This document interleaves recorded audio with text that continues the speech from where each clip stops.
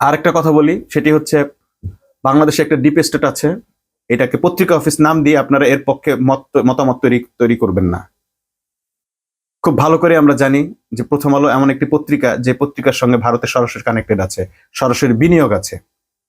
আপনারা জানেন যে করোনার টিকা নিয়ে একটা কেলেঙ্কারি ঘটিয়েছে, একটা চুরির পর্যন্ত করাইছে, তথ্য চুরি করিয়েছে প্রথম আলো সাংবাদিক রোজিনাকে দিয়ে। এগুলোতে স্পষ্ট রাষ্ট্রের কাছে তথ্য আছে। এই ডিপ স্টেট গুলোকে কেন আপনারা বন্ধ করছেন? এগুলোকে কেন আপনারা পত্রিকা নাম দিচ্ছেন? ভারত তো এক মুহূর্ত চিন্তা করে না ভারতের বাংলাদেশের দূতাবাস কিভাবে বন্ধ হয়ে গেল ইসকনের হামলায়। ইসকন তো ভারতে হামলা করতে এক মুহূর্ত চিন্তা করে নাই। আর বাংলাদেশের কি এমন দায় পড়ে গেছে যে প্রথম আলোকে রক্ষা করতে হবে, ভারতের দূতাবাসকে রক্ষা করতে হবে? বাংলাদেশ এখন বিপ্লবী বাংলাদেশ, নতুন বাংলাদেশ। এখানে ভারতকে রক্ষা করার, ভারতের দূতাবাস রক্ষা করার, ভারতের আজ্ঞাবহ প্রতিষ্ঠানগুলো রক্ষা করার কোনো দায় দায়িত্ব বাংলাদেশের নেই। বাংলাদেশে কয়েকশো পত্রিকা আছে, প্রথম আলো না থাকলে কি হবে? যাদের ব্যাপারে আমাদের সন্দেহ আছে, দুজন মানুষকে গ্রেপ্তার করলে কি হবে? বাংলাদেশের এই শক্তি নাই 2-3 জন মানুষকে গ্রেপ্তার করার? যাদের ব্যাপারে মানুষের এত কথা আছে, এত অভিযোগ আছে, তাদেরকে গ্রেপ্তার করেন।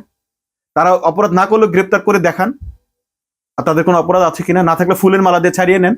সমস্যা কোথায়? গ্রেপ্তার করতে আপনার বাধা কোথায়? নিরপরাধ কাউকে কি এই সরকার গ্রেপ্তার করেনি? তাহলে এদের ব্যাপারে ছাড় কেন? অবিলম্বে যাদের ব্যাপারে মানুষের সন্দেহ আছে, সেই রকম পত্রিকার সম্পাদক, সেই রকম রাজনৈতিক ব্যক্তিত্ব, প্রত্যেককে গ্রেপ্তার করে বাংলাদেশের এই ডিপ স্টেট বন্ধ করতে হবে। বাংলাদেশের উপর যারা আধিপত্য বিস্তার করছে, বিদেশিদের সাথে যারা যোগাযোগ করছে, তাদের প্রত্যেককে আইনের আওতায় আনতে হবে। দেশদ্রোহী হিসেবে তাদের বিচার করতে হবে। দেশদ্রোহীদেরকে সম্পাদক, সাংবাদিক ইত্যাদি নাম দিয়ে গ্লোরিফাই করার কোনো সুযোগ নেই। কিংবা খুনিদেরকে রাজনৈতিক শক্তিশালী, বড় রাজনৈতিক দলের নেতা এসব বলে তাদেরকে ছাড় দেওয়ার কোনো সুযোগ নেই। বাংলাদেশ এখন জনগণের হাতে চলে আসবে যদি আপনারা সরকার কোনো ধরনের ব্যবস্থা নিতে ব্যর্থ হন।